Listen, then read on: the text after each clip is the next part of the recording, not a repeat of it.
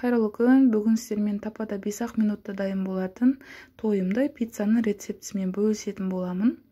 Эң алдымен картофулубузду осылай дөңгөлекчелеп туурап алабыз. Шожогубузду, кызанагыбызды бәрін туурап дайындап аламыз. Тапамызга сәл гана май коюп кыздырабыз және де картоптарыбызды тапанын барлык бетин жооп туратындай этип осылай коюп чыгабыз. Картоптарыбыздын барлыгын тапамызга коюп алгандан кийин астыңкы бети кызарган кезде астыңкы бетин үстүнө каратып барлыгын аударып чыгабыз.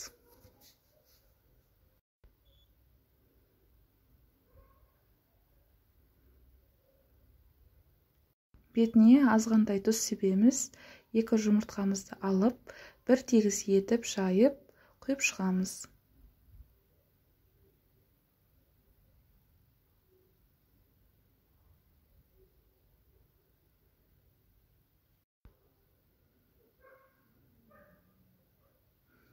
Жумурткамызды жарып алдык.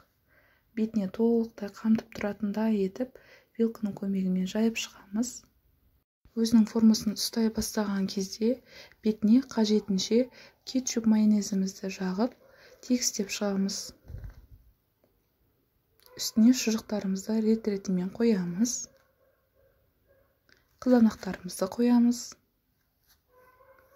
Және де ырымшыгыбызды салып, бетин жауып 5 минутка калтырасыздар. Эки бизде пиццамыз дайын болду. Аз болсун, каналга жазылыңыздар.